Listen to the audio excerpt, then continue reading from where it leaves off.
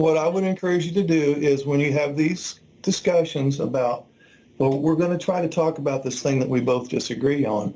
As odd as this sounds, you'll have the best luck if there's a ton of structure around that conversation.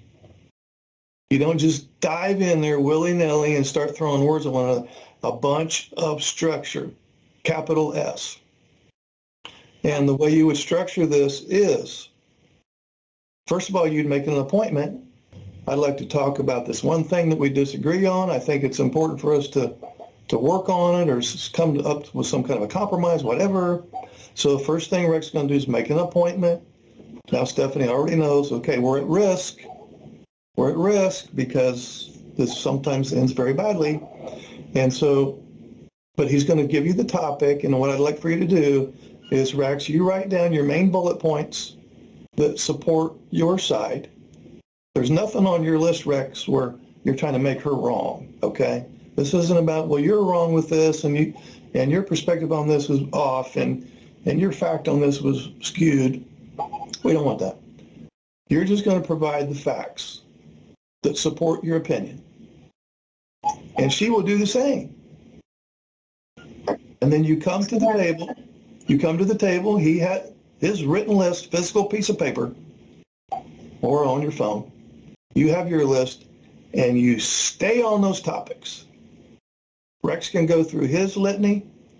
I feel strongly about this particular thing because of this.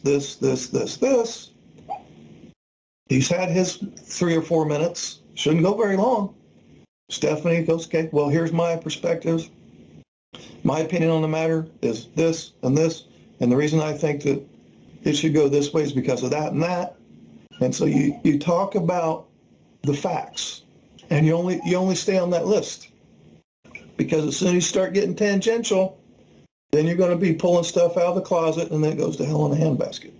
Then you want to take the emotions out of the equation as much as possible. That's why this almost business-like structured conversation. So if something comes up through the course of the conversation, which it probably will because you may not have thought everything through, and you want to talk about something that's not on your list, then make a second meeting.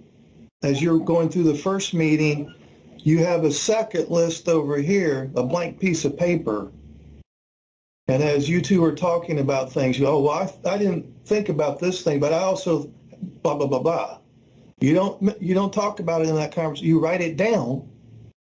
Okay, we'll have to, this will be part A, we'll have to do part B later. But later I want to talk about this other thing that I didn't have on my original list. You got to stick to that original list, and if you have to break that conversation up into part A, B, and C, and D, that's fine. But as soon as you start deviating from the script, you're slipping on ice. Okay, so you're going to give your discussion a name. I would like to talk about blah, blah, blah, blah. So now she knows what the topic is. And then in that moment there, you could also ask for an appointment. You know, whenever you're busy, not busy, calm, let's talk. Then between then and the meeting, you're going to come up with your bullet point that you feel supports your side. She's going to come up with hers. You stick to that. If some other bullet points come up, fine. You put it on a different list and save it for a different conversation. We want structure, and we want to take the emotionality out of it. Not that all conversations want to go like that, but if you're talking about something where it's immediately at risk for conflict, then you do want to really structure it.